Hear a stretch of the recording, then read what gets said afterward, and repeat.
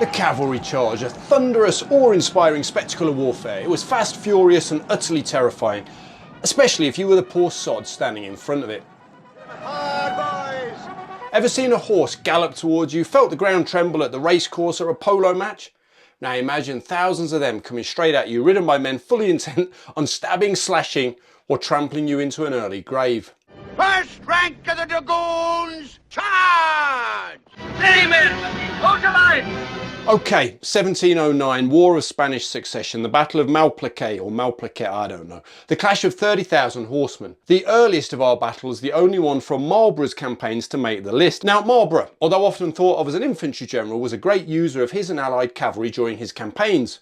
Malplaquet is a controversial battle, Marlborough's last major engagement, and one for which he received a lot of criticism, rightly or wrongly. But it was a victory, albeit a costly one, and a key reason for that victory was his cavalry. There was a sizable British presence within the Allied cavalry, including the King's Regiment of Horse, the 3rd Regiment of Horse and the Royal North British Regiment of Dragoons. The French and Bavarian forces held a strong position, and Marlborough's plan was to pierce their defensive line with his infantry and allow his cavalry to pass through the line and attack and break up the enemy army. Easy! The line proved difficult to break, surprise, surprise, and large casualties were endured in the attempt.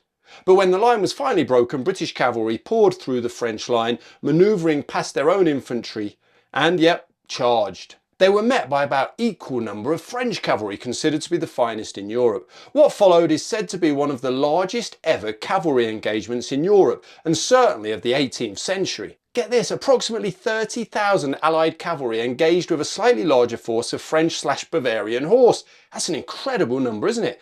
I can barely imagine what so many horsemen looked like.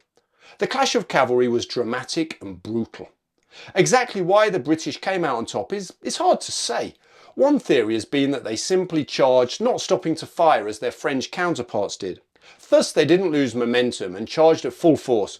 Was that the reason? Nobody knows for sure. Probably the fact that the Allied cavalry were fresh and were able to utilise their reinforcements better. What we do know is that there was a long and bloody tussle between the opposing cavalry forces, charges, melees, reforming, charging again, until ultimately the French gave way. For sheer scale and absolute carnage, Malplaquet deserves a place on this list.